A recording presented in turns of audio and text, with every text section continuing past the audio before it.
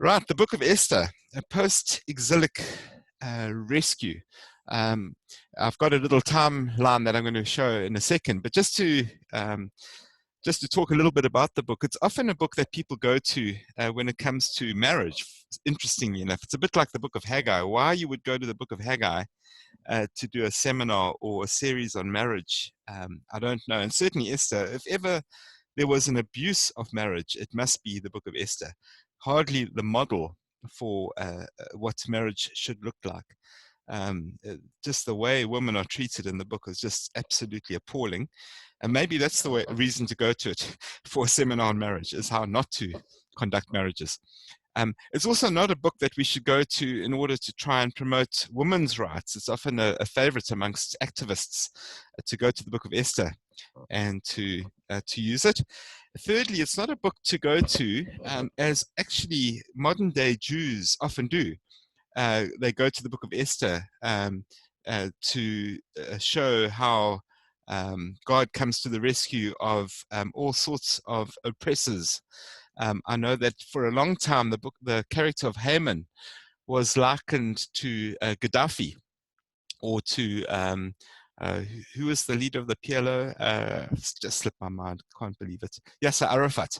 And so they would go to the Book of Esther and bring it into the modern world by saying, "There we go, Yasser Arafat or Muammar Gaddafi is the equivalent of Haman," and try and make it relevant like that.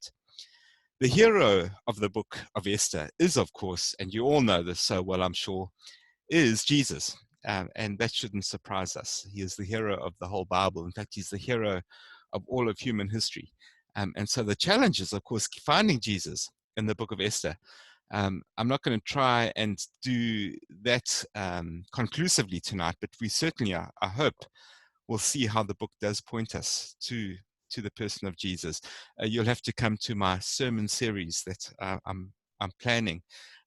For those who came in a little bit later, I was saying that just preparing for today has really got me thinking that we need to do the book of Esther, maybe after Philippians is done, because it's just really got me excited about some of the Old Testament work. Well, the book of Esther, it's a book about post-exilic rescue. Now, what do I mean by that?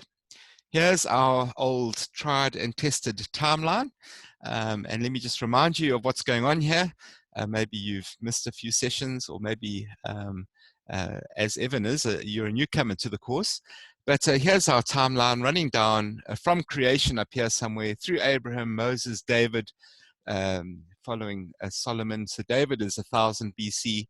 And then, of course, the split in the kingdom of Israel. And it splits into two kingdoms, the northern kingdom, which continues to call itself Israel, and the southern kingdom, known as the kingdom of Judah. And the histories run side by side of those two kingdoms.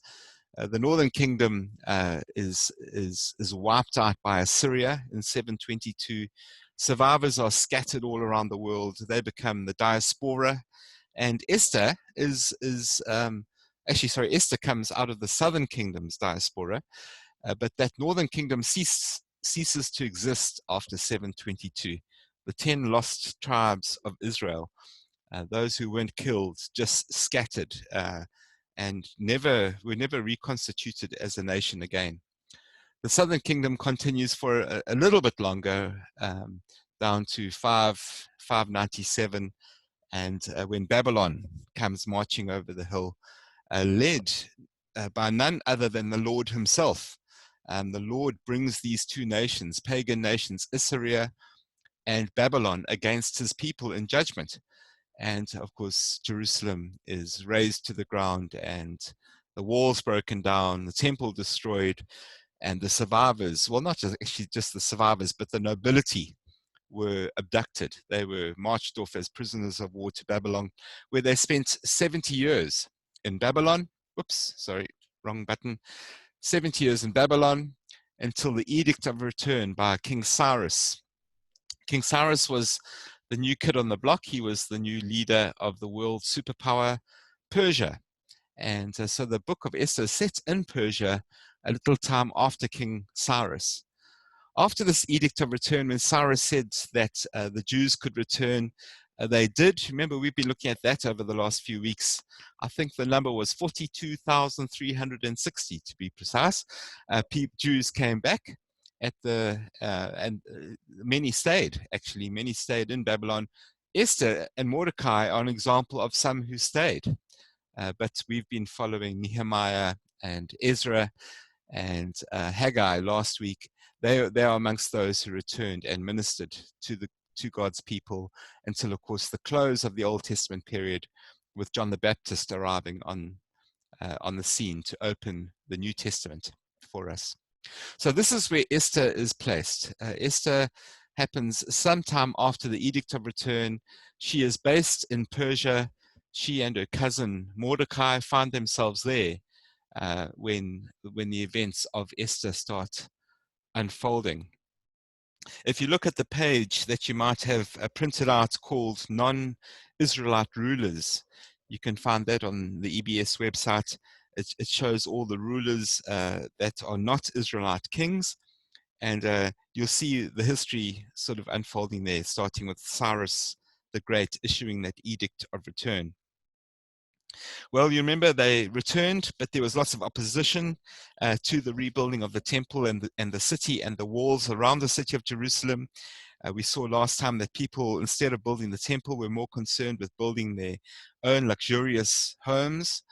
And then during the reign of Darius, 19 years after the building of the temple started, the people managed to get the temple finished in 515 BC. Under the leadership of Haggai and Zechariah, who were urging the people to get their priorities right and to get back to the building of the temple. After Darius, who was on the throne when the temple was finished, we meet King Xerxes, or also another name for him is Ahasuerus. That's actually not how you pronounce it. I can't ever remember how to pronounce his name properly, but phonetically, you pronounce it Ahasuerus. A Persian guy comes to the throne. Xerxes, we'll call him Xerxes from now on. And it's during his reign that the book of Esther takes place. We've got a statue of him surviving to this day. There is a carving of the Persian king Xerxes at the ruins of his palace in Iran, modern day Iran, or olden day Persia. So he comes to the throne, and Susa is the capital at the time, and Mordecai and Esther are two Jews who are residing there in Persia. They've decided, for some or other reason, Esther was certainly orphaned as a young girl, and her cousin Mordecai takes her under his wing, and they're living in Persia. They elected or ended up not coming back to the promised land and are living out their lives there. The big question for people like Esther, like Mordecai, is what will happen to them? Will they maintain their faith and their identity as God's people, the Jews, outside of the promised land, under a foreign ruler, and as people who are separated, exiled from their people? So Esther tells us what life was like for people like herself. I'm not sure that she wrote the book herself, but it certainly is the story about her. Well, who are the characters? You might have seen the movie that came out a little while ago, One Night with the King. It was a dramatized version of the book of Esther. Of course, they don't get it right. The theology is pretty wonky. But they actually do reconstruct the context very well, I thought. It's worth a watch. One Night with the King, the story of Esther, where you actually learn quite a lot about what the life and times would have been like for her during the reign of King Xerxes. The characters that we have in the book of Esther as well as in the movie, and let me use the faces of the actors in the movie. The first one is King Xerxes, the king of Persia. He throws a lavish party. It's a huge debauched affair. The women are not present. They're having their own banquet at a separate venue. And you can imagine when someone as arrogant and pompous as the king of the world, the king of the superpower Persia, or um, uh, well, yeah, Persia, when he's throwing a party for his guests, things get completely out of hand. Um, we are told that alcohol was flowing freely, and there's a euphemism for that in chapter 1. I'm just trying to quickly find it. Yeah, verse 8. By the king's command, each guest was allowed to drink without restriction, for the king instructed all the wine stewards to serve each man whatever he wished. Verse 10, here's the euphemism. On the seventh day, so I take it it's been 7 days of drinking. On the seventh day, when King Xerxes was in high spirits from wine, rolling drunk basically, he commands the 7 eunuchs who served him, all those names, to bring before him King Vashti. And there she is from the movie, Queen Vashti, wearing her royal crown in order to display her beauty to the people and nobles, for she was lovely to look at. So he doesn't want his guests to meet her. The idea is not that they can get to know her. The idea is they get to lust after her. I think that's what's actually been saying here. She is to arrive for the nobles to look at the end of verse 11, for she was beautiful. As you can imagine, a man of that sort of power, really without equal in the world. He is the new Nebuchadnezzar. He is ruling the world from India all the way to Kush, that is Ethiopia or Sudan today. He rules the entire world, and he's got this stunningly beautiful wife. He's now rolling drunk, and he wants to display her to these men. It's just an awful, awful scene.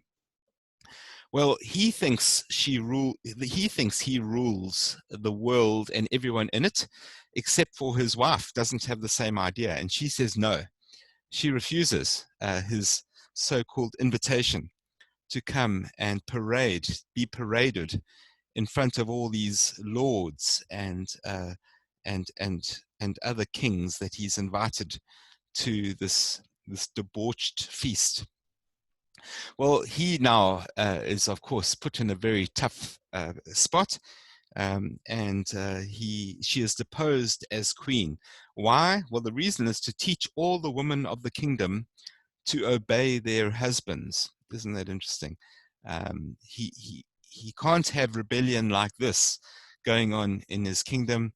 He needs to make an example of her, and so he deposes her as queen. I'm thinking she was lucky to escape with her life, actually, when you see how scared Esther is to refuse. Well, remember, she has to try and get an audience with the king, and actually you just don't do that. She could have lost her life on more than one occasion for just wanting an audience with the king. Well, can you imagine how dangerous it was to refuse a request like this from the king? Interestingly, the big problem with Vashti is that she wouldn't obey her husband, and that is the reason that she is deposed as king. The verse 22 of chapter 1, he sent dispatches to all parts of the kingdom, to each province in its own script, to each people in their own language. I mean, can you imagine trying to put this edict in place, proclaiming that every man should be ruler over his own household? And so that is a picture of the abuse of marriage. Somehow, I don't know, it became fashionable in churches that's how husbands should perform in their own homes, that they should be rulers over the home, and that wives should obey their husbands. I think the old marriage vows, if I'm not mistaken, even say that, to love and obey until death do us part. And that is not biblical. That is not Christian. And here we find a pagan Persian king, and really a beast of a man. He is the one who says that husbands should rule their homes and that wives should obey their husbands. I don't know why we think that's Christian in any way. It's not at all. If you go to Ephesians, now I'm getting completely distracted. Now, if you go to Ephesians, you find that the model is that husbands serve their wives as Christ served the church, that husbands lay down their lives for their wives as Christ laid down his life for the church, and that wives receive their husband's service of them. And the Bible calls that receiving of service, the Bible calls that submission. So a completely opposite view of what we're finding here in chapter 1. Well, the third character in the story is, of course, our heroine, Esther. She arrives on the scene. The husband, it's not good for a king of this sort of power to be without a woman by his side. And so he needs to find a replacement for Vashti. And it's suggested to him that he holds a so-called beauty competition. It's really nothing more than a cattle show. And women, people are dispatched to all parts of the kingdom. I'm trying to find the place. The attendants proposed, let a search be made, verse 2, chapter 2, verse 2. Let a search be made for beautiful young virgins for the king. Let the king appoint commissioners in every province of his realm to bring all these beautiful young women into the harem in the citadel of Susa. Let them be placed under the care of Hegai, the king's eunuch, who is in charge of the women. And we will choose someone from that. And so the edict goes out. And verse 8, many young women were brought to the citadel of Susa, literally from India to Kush, from India to Ethiopia. Beautiful young virgins are found and brought to Susa and placed in the virgin's harem in Susa. Amongst those beautiful young girls is this girl, Esther, who happens to be a Jewish girl, although she keeps her nationality secret. She's a Jewish girl. Actually, interestingly and very importantly for later, she is a descendant of King Saul, who was the son of Kish. We will find later on that Mordecai and Esther are also descendants of Kish, and therefore descendants of King Saul. She is chosen to be queen to King Xerxes without him ever finding out that she is actually Jewish. She's appointed as queen about 4 years after Queen Vashti is deposed. So it's quite a long process. In fact, these young girls have to go for beauty treatments for a year, if I'm not mistaken, and given special food before they are taken before the king. And really what we find here is this is not a beauty competition at all. It turns out to be a best in bed competition, which is really, really shocking. It's interesting that the writer of Esther doesn't comment on the morality of it at all, doesn't tell us whether Esther was willing or unwilling. She was obviously press-ganged into this whole thing. You know, you didn't say no to King Xerxes, but each of them undergo this beauty treatment, 12 months, verse 12, of beauty treatments, and then they would go into the king one by one. And after a night with the king, they would be taken to the other part of the harem, verse 14, that is to become a concubine. So you change from being a virgin in the virgin's harem, one night with the king, and now you are sentenced to really lifelong imprisonment in the concubine's harem with absolutely no prospect of marriage. If you've been with the king, you cannot be remarried. You are now almost a sex slave to the king. So it's an absolutely shocking situation. But it turns out well for her. Against all odds, the king is very pleased with her. We find verse 16, she was taken to King Xerxes in the royal residence in the 10th month, in the month of Tebeth, in the 7th year of his reign. The king was attracted to Esther more than any of the other women, and she won his favor and approval more than any of the other virgins. So he set a royal crown on her head and made her queen instead of Vashti. And he throws this massive banquet Esther's banquet for all his nobles and officials. So it's actually not for her.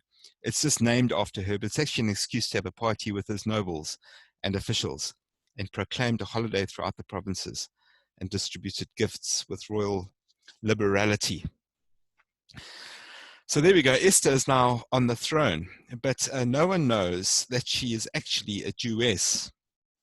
At the same time that she becomes queen, her uncle, Mordecai, is brought into the story. Mordecai, there he is from the movie One Night with the King, and he overhears a plot to kill the king. He had been carried into exile in the days of Nebuchadnezzar. Chapter 2, verse 6 tells us that. Well, let me read from verse 5 now. There was in the citadel of Susa a Jew of the tribe of Benjamin named Mordecai, son of Jair, the son of Shemiel, the son of Kish. It's no accident that the genealogy is taken back to Kish, as we'll see just now, who had been carried into exile from Jerusalem by Nebuchadnezzar, the king of Babylon, among those taken captive with Jehoiachin, king of Judah. Who else was carried into exile from Jerusalem by Nebuchadnezzar?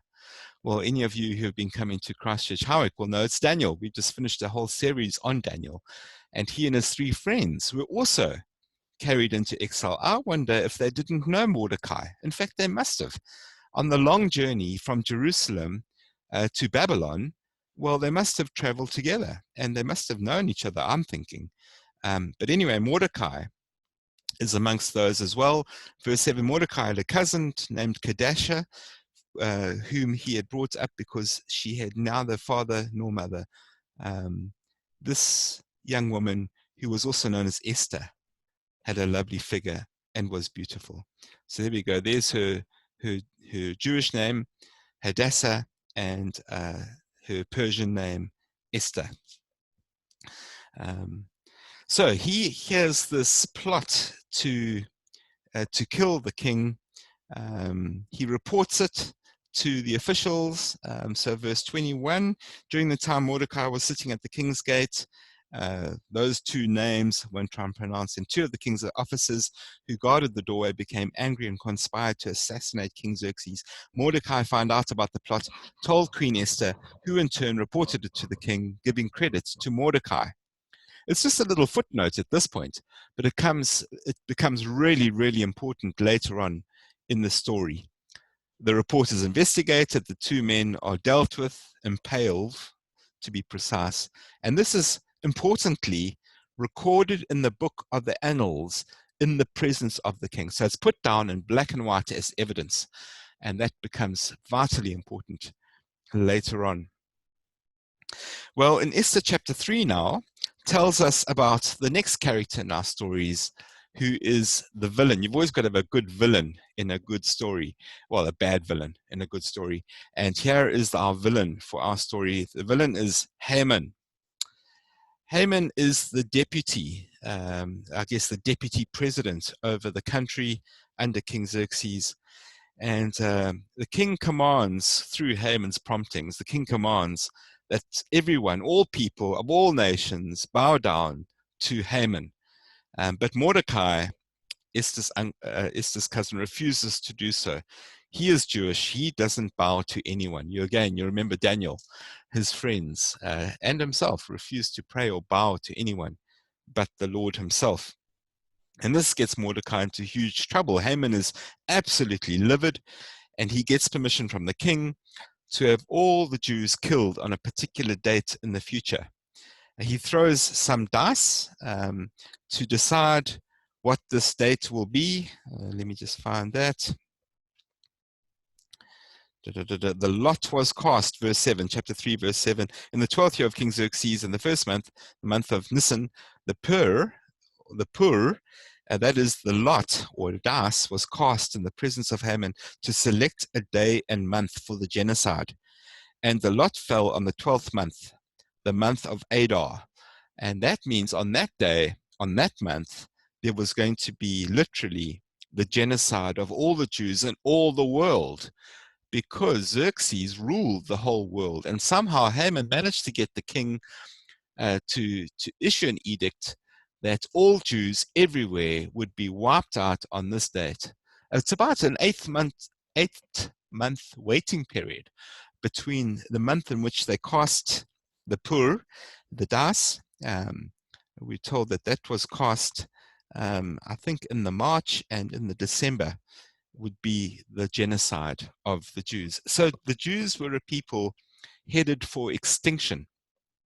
That's also important because of what has gone on before in the Bible, especially what has gone on in the book of Genesis, chapter 12, where God had promised that through Abraham, all nations would be blessed, and that a seed of Abraham, a descendant of Abraham, would bring blessing to the world.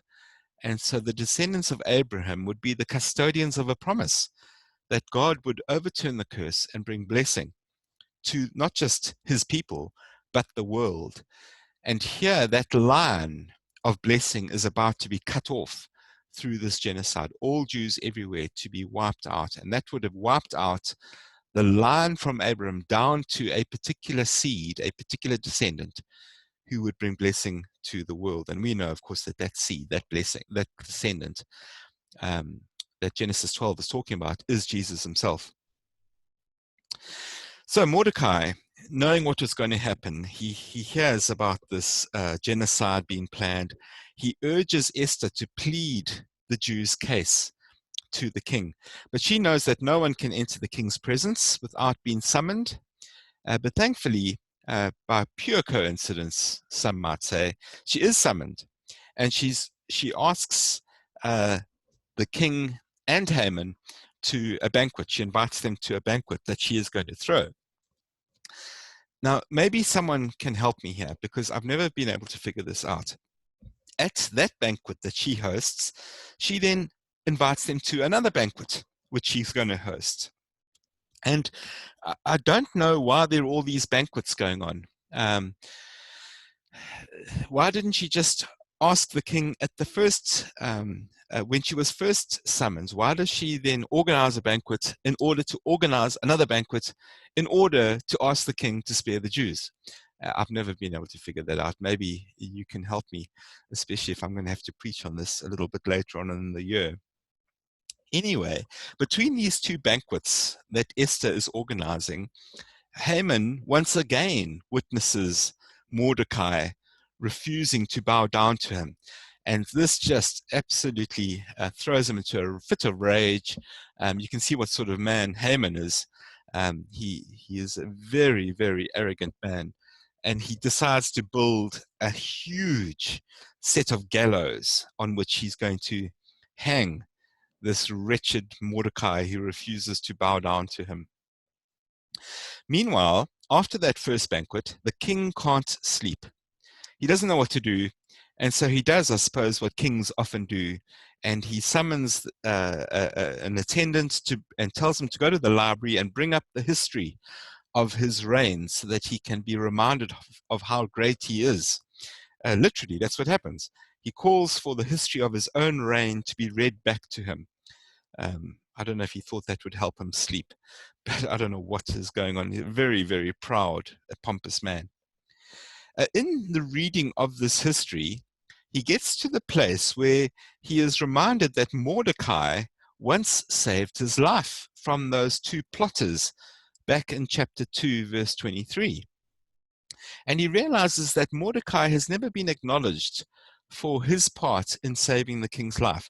And so he decides there's no time like the present. He's going to reward Mordecai. Just at that moment, Haman arrives to ask for permission to kill Mordecai. He doesn't know what's been going on. We are the only ones privy to that. And before he can get to ask for permission, King Xerxes tells him to put Mordecai on his own horse and lead Mordecai through the city, telling everyone that Mordecai has been honored by the king and that he must be honored by the king. Now you can imagine what that does to Haman's ego. Haman is absolutely furious. He's trapped. Really, it's told in a very humorous way, as the king asks Mordecai, asks Haman, what do you think should be done for a man who is great? And of course, Haman comes up with uh, all of these suggestions, expecting him to be the one who is called great. But then it turns out that Mordecai is the one who the king is actually talking about. And Mordecai ends up being honored in the way that Haman hoped that he would be honored. Well, just by the time he's finished doing all that, it's time for the second banquet. And here Esther tells the king that her life is in danger because she is actually a Jew. She is part of that people group that the king has declared must die because he's been tricked by Haman into doing that. She and the lives of all her people are under a very, very serious threat by none other than Haman. Well, the king is absolutely furious. He doesn't know what to do, so he storms out, and Haman is absolutely horrified. He also didn't know that Esther was a Jew. He was just trying to get vengeance on Mordecai, not knowing that actually his plot would implicate Esther, and that in turn would lead to the king being furious with him. He throws himself not just at Esther's feet, but onto Esther, begging for mercy, asking her to do something. And just as he does that, coincidentally, as some people would say, the king returns to see Haman sprawled out on top of his wife.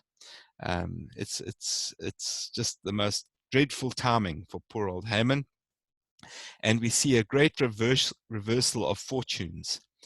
Haman himself is hanged on his own gallows, and Mordecai is given his job, is appointed deputy of the kingdom of Persia. The trouble is that the king's edict has declared that the Jews must be wiped out in the month of December. Well, it's actually not December, it's the 12th month in the Jewish calendar. But for us, the 12th month would be December. And that edict can't be repealed. We saw the same thing happening in Daniel and the Lion's Den. Do you remember? Where Darius was tricked into signing an edict saying that anyone who doesn't pray to Darius be thrown to the lion's den, and that cannot be repealed. And the reason for that is Persian kings considered themselves to be gods. And if a king has to repeal an edict, it means he's not God because he made a mistake. And so just as Daniel had to be thrown to the lions, well, here the date has to remain. But what the king does do is he says that the Jews are allowed to defend themselves. And so instead of being wiped out, many of their enemies are wiped out. And in fact, the numbers are absolutely astonishing when you get to chapter 9, and actually quite disturbing for us, especially in the Western world. We see in the citadel of Susa, in the capital itself, where Esther is queen, chapter 9, verse 6, 500 men are destroyed on one day, and the 10 sons of Haman are killed. The king asks Esther what else she would like, and she says, well, can we kill some more tomorrow? Verse 12. The king said to Queen Esther, the Jews have killed and destroyed 500 men and the 10 sons of Haman in the citadel of Susa. What have they done in the rest of the king's provinces? Now, what is your petition? It will be given you. What is your request? It will be granted. She says, if it pleases the king, give the Jews in Susa permission to carry out this day's edict tomorrow also. And let Haman's 10 sons, I think they're actually the bodies of his 10 sons at this point, I think they had been killed, let them be impaled on poles. So the edict was issued, the 10 sons were impaled, the Jews in Susa came together, and they put to death another 300 men the next day. Interestingly, they did not lay their hands on the plunder, we are told, even though the king had said that they could. Earlier on in the chapter, he had said that they could take the plunder from those that they killed. Verse 16, it gets worse. Meanwhile, the remainder of the Jews who were in the king's provinces, I think there were 120 provinces. In other words, all the different countries he had conquered around the world. They assembled and protected themselves. They killed 75,000 of those who opposed them, but did not lay hands on the plunder. And the date is given in the month of Adar. That's 12th month. So instead of there being a massacre of Jews on the date that was set by the throwing of the dice, there was a massacre, but it was a massacre of the Jews' enemies, in other words, enemies of God.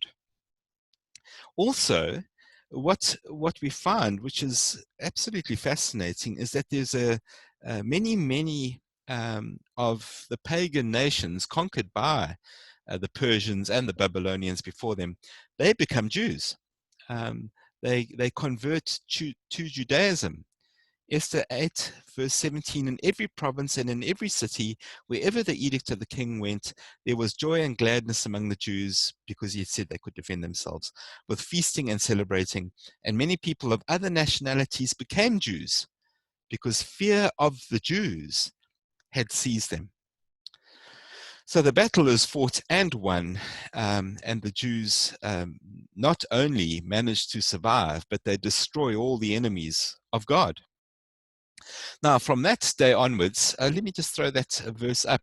There it is there, because it's actually a really important verse. Many people of other nationalities became Jews because fear of the Jews had seized them.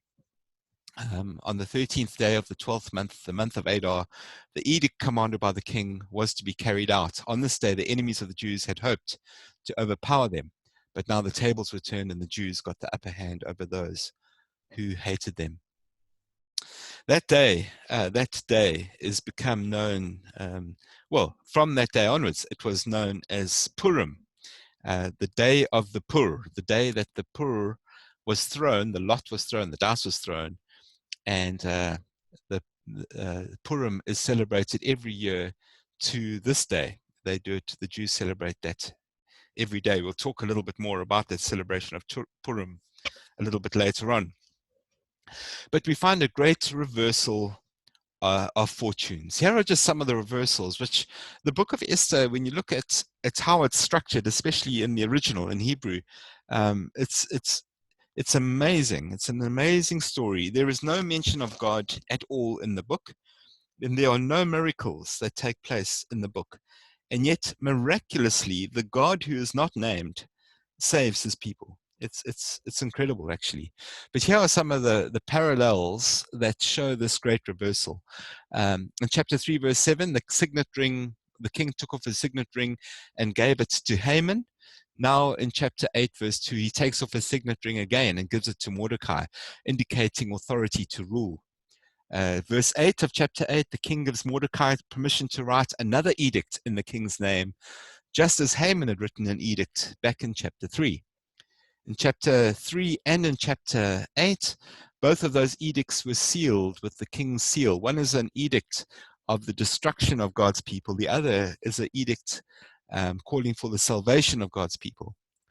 The content of both edicts is opposite. One is the death penalty, well, this death sentence for the Jews, and the other is permission for the Jews to be saved. The day of the edict is reversed in verse 12. It was to be a day of death. It becomes a day of life for the Jews. The 13th day of the 12th month of Adar. It's exactly the same phrase is repeated in chapter 3 and chapter 8. We are meant to certainly see these two chapters paralleled or contrasted. The publicity that this edict gets is exactly the same.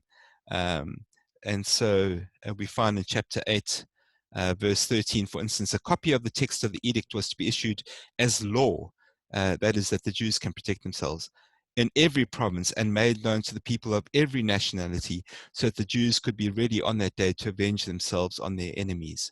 And couriers riding the king's horses, the royal horses, went out, spurred on by the king's command, and the edict was issued in the citadel of Susa.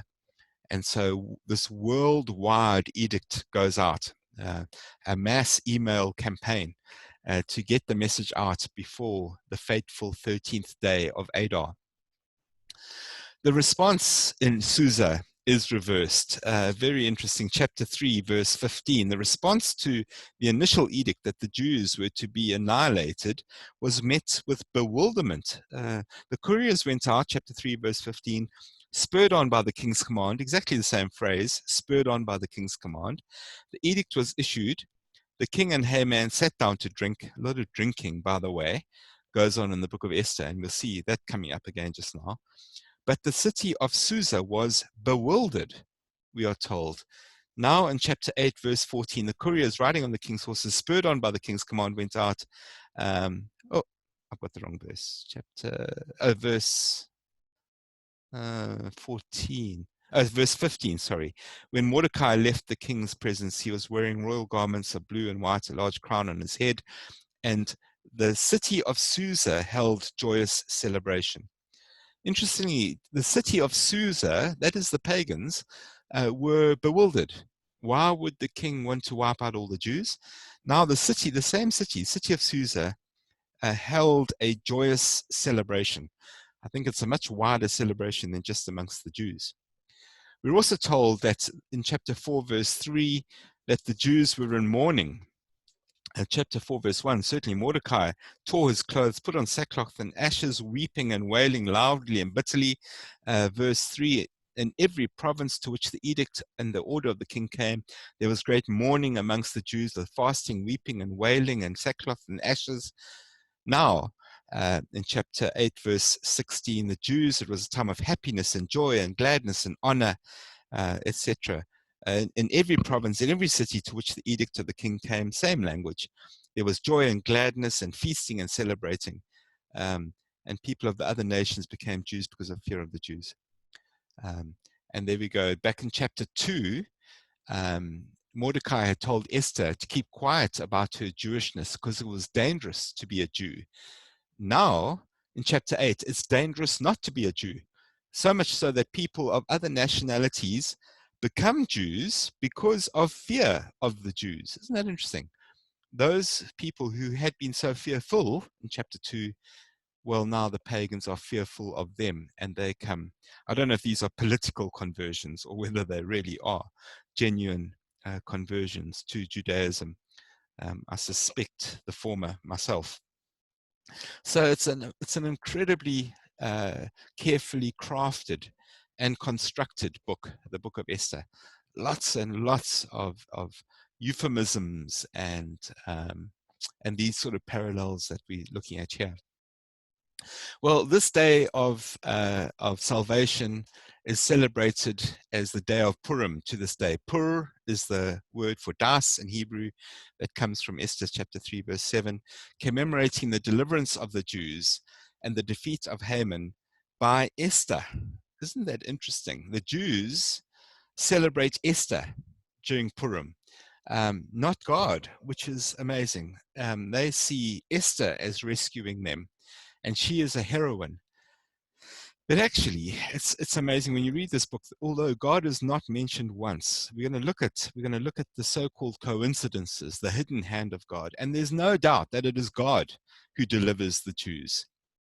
They don't escape annihilation; they are rescued from annihilation. They are delivered by God, and it is God who defeats Haman, not Esther. And so the Jews today get this completely wrong, and they celebrate Esther. Which is crazy. And they do it to this day. This day, I looked it up on the 9th and the 10th. It's a 2-day celebration. They celebrate Purim around the world, except in Jerusalem. In Jerusalem, they always celebrate it 1 day later. Maybe someone can look up why. I don't know why that is. And they do this. They celebrate Purim because of chapter 8, verse 17. There was joy and gladness among the Jews with feasting and celebrating. That feasting, don't be misled, includes a lot of drinking, and we'll talk about that later. That's one of the weird things about Esther, is that alcohol flows freely amongst the Persians and amongst the Jews as you read through the book. You can go and visit the tomb of Esther and Mordecai in Iran, Hamadan, I think that's how you might pronounce it, Hamadan in Iran. There it is. I looked it up. There it is on the map. That's where Esther is said to be buried together with Mordecai. And so the book of Esther is rooted in history and in archaeology as well.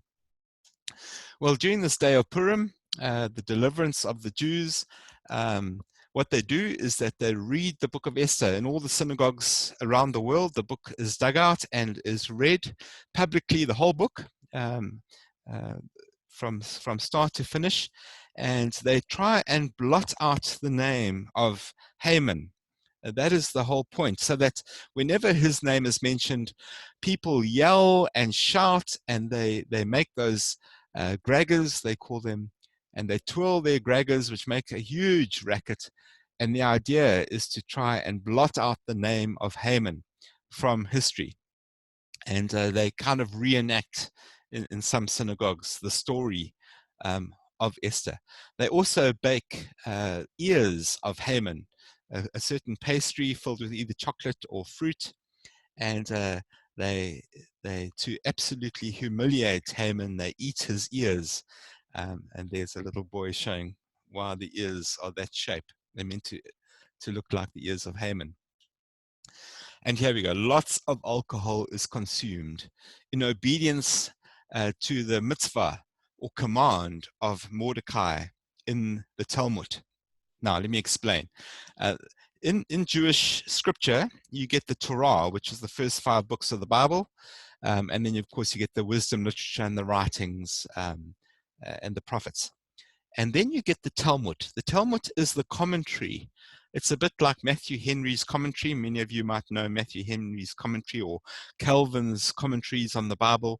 Well, the Talmud is the Jewish rabbis' commentary on the Old Testament. And if you go and look it up, there I've even put the reference for you. You can go and read. People must drink on Purim until that person cannot distinguish between cursing Haman and blessing Mordecai. It is a command, can you believe it, in the Talmud to get drunk. And the Jews take it quite seriously, actually. You can go and, I did today, you can go and Google Purim, and you'll see some quite disturbing pictures of the drunkenness that goes on during the celebration of Purim. Like I said, the alcohol issue is a weird issue in the book of Esther. There are actually lots of weird issues going on in the book of Esther. But in obedience to this mitzvah, you know, you hear of bar mitzvah. Here's another mitzvah: to get drunk, to drink, not until you're completely legless, but until you can't tell the difference between Haman and Mordecai. Really, really weird. We've got a bit of time, so I want to play this little video that I found, which explains a little bit around Purim and what it's all about. It's about 5 minutes, and so I hope the sound, etc., comes out. I'm going to give it a go and see if I can play this for you. Whoops, I'm not getting sound out of this thing. Sorry. This is one of those weird things. Oh, no.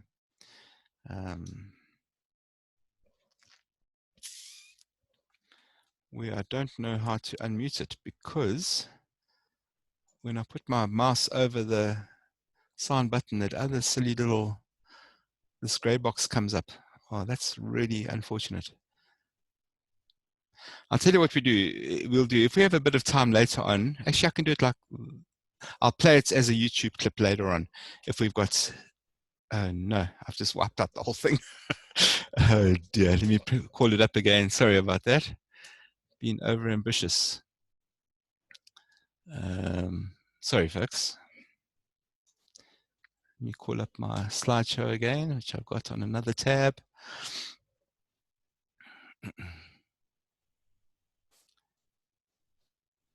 And I'll try this time and move the video into a place that we can actually see it.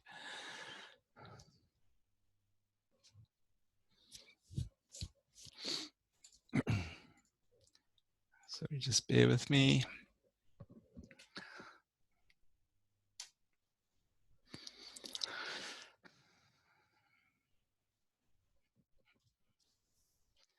Nearly back.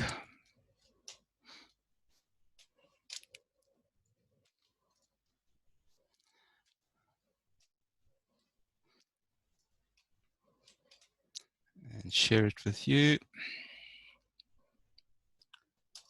This is almost like the jet engine stalling in mid-flight, and suddenly the captain has to do all sorts of weird things.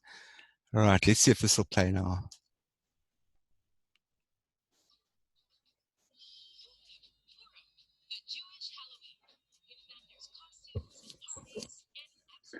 Andy, we can't see it. Can't you? Okay, thanks, John. Thank you for calling my attention to that.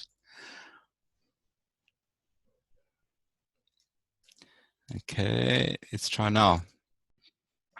John, help me. Can you see that now? Yeah, we're good. Thanks. Okay, let me rewind and play again. Purim, the Jewish Halloween, in that there's costumes and parties and in absolutely no other respect. Purim commemorates the victory of the Jews in Persia over their archenemy Haman, or in English, Haman, as told in the book of Esther. For synagogue-going Jews, celebrating Purim starts on the evening of the 14th of Adar with reading the Megillah, the scroll that tells the story of Esther. The reading is lively. In costumes, people boo and spin groggers every time the villain Haman's name is said. It's taught he was descended from Amalek, a people the Torah commanded Jews to remember to forget. So yelling over his name is a way to continue blotting Amalek out. Less traditionally, some communities will cheer for Vashti, whinny for horses, etc. Hearing the entire Megillah, every word, is the biggest commandment of Purim.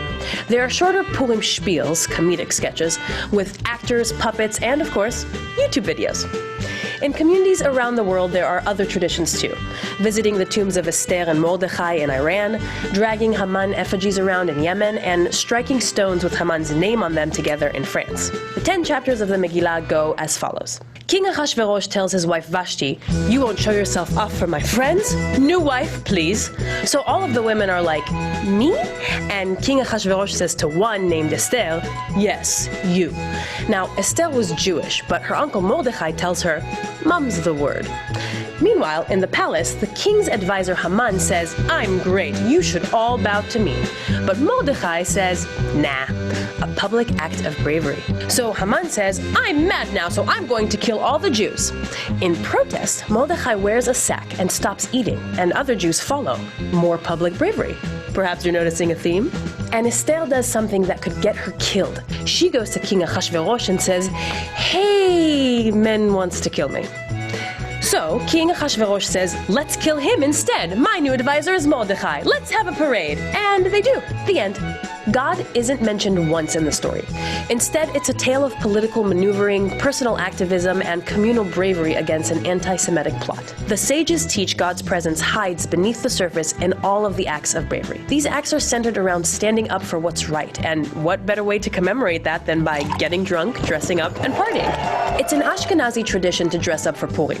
Maybe in homage to the hidden miracles, maybe because Esther pretended to not be Jewish, or maybe thanks to 15th century Roman carnival customs. While the holiday of Purim goes back over 2,000 years, dressing up for Purim started right around then. In Israel, this has been adopted by the Sephardi community and is all around a big deal.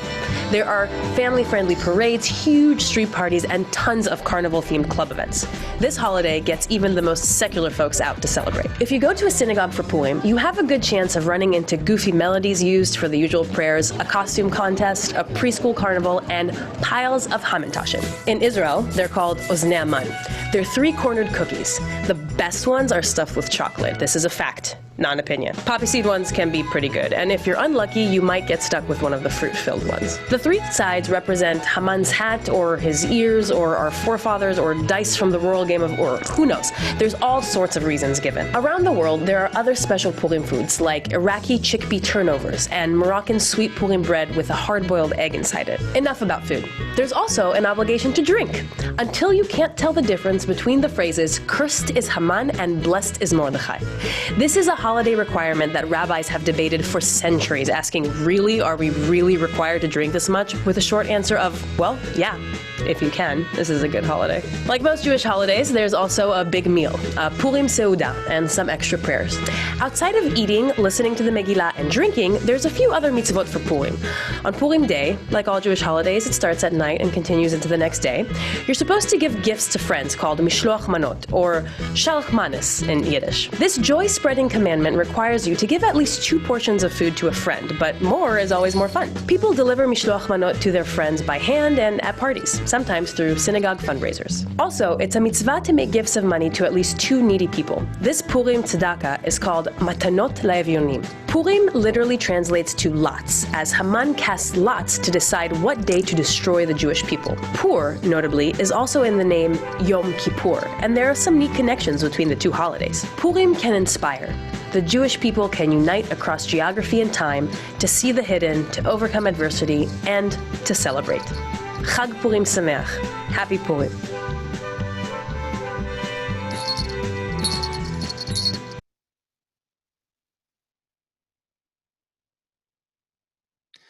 Right, so there we go. I hope you could hear all of that.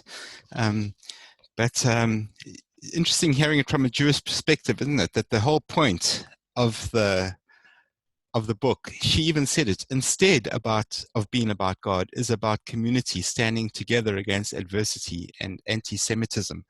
It's incredible how the Jews have reinterpreted the meaning of the book. But what is the story actually of the book? Firstly, it's the story of God's deliverance, God's rescue of his people. It's really a parallel to the Exodus. If this deliverance had not taken place, just as if the Exodus had not taken place, well, the Messiah, the line to the Messiah would have been cut off, and Jesus would never have been able to come to save the world. Remember, this was a worldwide genocide. The command had gone out to the whole world, and certainly what it would have cut off the line to Jesus. And of course, it's a story of rescue. Just as in the Exodus, there were many non-Jewish nations, or people from non-Jewish nations, that were rescued with the Jews and went through the sea as well. So here too, we're also seeing people being rescued by becoming Jews. Also, here's a really important point. The rescue of God's people from Haman, the Agagite, he is from the tribe of Agag, is also seen as God's faithfulness to a very ancient promise that would have encouraged these post-exilic Jews.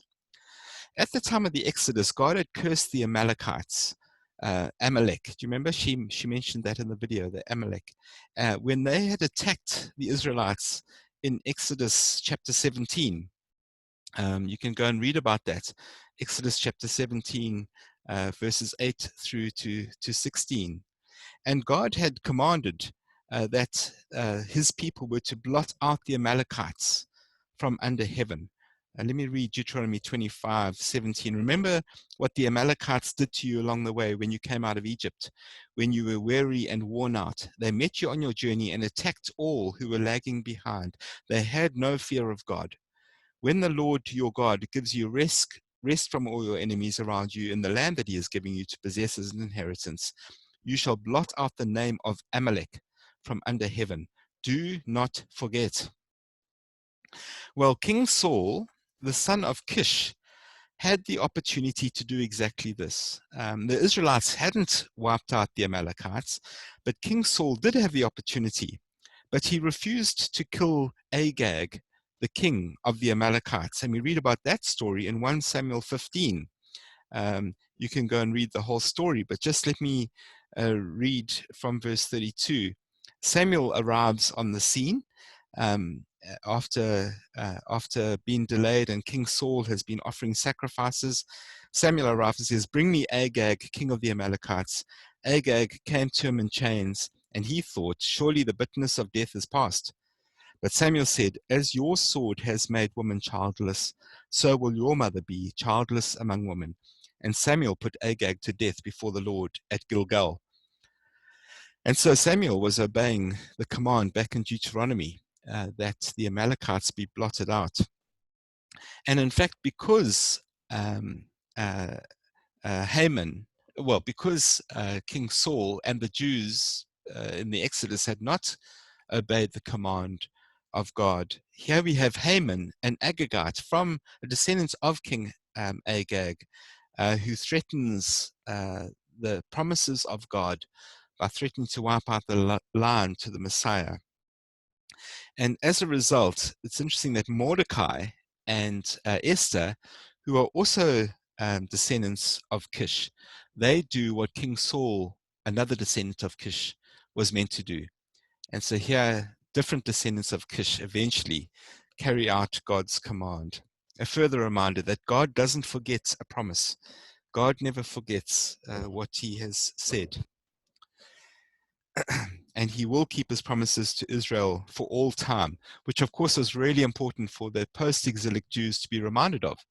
Here they are living in a time after the return, and yet things are going really, really badly for them, and they're wondering if God has possibly forgotten his promises to them. Well, the story of Esther tells them that no, he hasn't. Secondly, it's a story of brave and fallen people bringing about rescue. Esther and Mordecai stand in a similar position as Joseph and Daniel. It is kind of left up to them to save people there are people who are struggling from being wiped out, suffering oppression, and they somehow found themselves in positions of power. Do you remember Joseph under Pharaoh and Daniel under Nebuchadnezzar? They found themselves, God puts them in positions of power.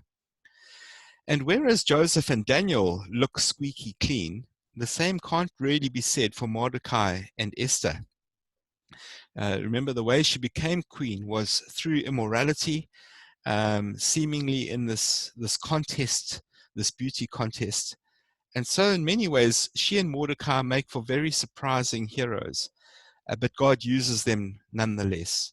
And we can be grateful for them, because actually we're not all like Daniel. Many of us are not squeaky clean, and yet God can still use us. Thirdly, the rescue is certainly underscored by the unseen hand of God. Like I said, it never mentions God. There are no miracles in the book. And unlike the first rescue of God's people, the Exodus, in which God acted miraculously and dramatically on every page, there's a miracle going through the book of Exodus. Here, God is acting in a different way to achieve exactly the same thing. He's acting quietly behind the scenes, helping us to see that actually he is still at work, even when we're not witnessing miracles. God's sovereignty is achieving his purposes. We don't need miracles, because actually we've got a sovereign God at work at all times. And so Esther is full of the most unbelievable so-called coincidences that can only be explained by the hand of God, which must again have provided great hope for the exiles. Do you remember during this post-exilic period, the miracles dried up? There were no miracles during these 400 years between Malachi, the return even before Malachi, and the coming of John the Baptist. I can't think of a single miracle. You know, some of the prophets before that, guys like Elijah, Elisha, they performed miracles. But the miracles dry up, and eventually the prophets dry up. And God is silent for 350 odd years before John the Baptist bursts onto the scene. And so here's a great encouragement to God's people that actually they don't need constant evidence that God is at work.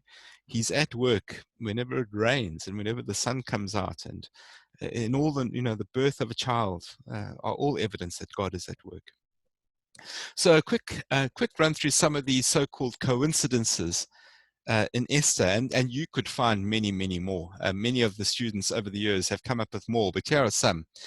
We find that his existing queen, Queen Vashti, refuses to perform.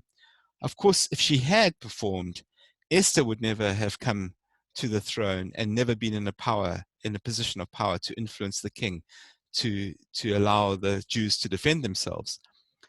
Esther happens to be there at the right time, at the right place, as we are told, with a beautiful body and a beautiful face. That's not my estimation. That's what the Bible says about her.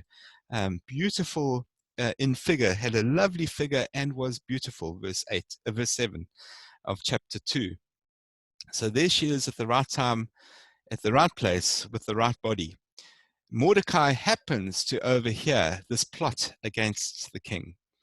Esther is allowed, against all custom, to come into the king's presence without being called. Haman builds the gallows at exactly the right time to hang Mordecai on. The king can't sleep at exactly the right time, and exactly the right scrolls are brought to him, and he asks for exactly the right thing, that the story about Mordecai is read to him. Haman arrives just at the right time, or the wrong time in his case. Mordecai is honored by the king at exactly the time that he is. Haman throws himself on Esther and is seen as the king walks in at that particular moment. And of course, there are no chance events in any of these things. God is in control of everything, working out all things for his purposes. And again, we see this so clearly in Jesus's arrival and Jesus's death as well. We read in the book of Acts chapter 2, Peter's saying, "Fellow Israelites, listen to this. Jesus of Nazareth was a man accredited by God to you by miracles, wonders, and signs, which God did among you through him, as you yourselves know. This man was handed over to you by God's deliberate plan and foreknowledge. And you, with the help of wicked men, put him to death by nailing him into a cross. But God raised him from the dead, freeing him from the agony of death. It was impossible for death to keep its hold on him." And so here is Jesus. On the one hand, it looks like he's a victim of a political a plot by his political and religious enemies. But actually it says it was by God's deliberate plan and foreknowledge. There are no coincidences at all. No, there's nothing that happens by chance. And again, in Acts chapter 4, verse 27-28, Herod and Pontius Pilate met together with the Gentiles and this people of Israel in this city to conspire against your holy servant Jesus, whom you anointed. They did, here it is, verse 28, 4:28, they did what your power and will had decided beforehand should happen. All things are working out for God's purposes, even Jesus' death. Jesus' death was not chance, not an accident. It was planned by God from before the beginning of time for the saving of many people. So the story is a deliverance of God's people. It's a story of a fallen people bringing about the rescue of God. The rescue is underscored by the unseen hand of God. And lastly, second to lastly, the rescue should be responded to with ongoing joy. There is no greater rescue than the rescue of Jesus, where people are saved from sin, not just genocide. And this rescue of God's people through the cross of Jesus prefigures the joy seen by those who are rescued by the gospel. So what we see the Jews celebrating in Esther is actually a curtain raiser, really, for the joy of sinners being rescued by coming to faith in Christ. And just as at the Exodus, the Passover was a festival of joy, so here the Feast of Purim is a festival of joy. Well, for the Christian, the whole Christian life, the whole of life after salvation is a festival of joy. We should live out our whole lives in joyful praise of the God who has rescued us. So there is the book of Esther, an incredible book of God's salvation, but not through miracles. God's salvation through his sovereignty, working behind the scenes to continue that line from Abraham all the way down to the Messiah, to bring salvation not just to his people, but to the world.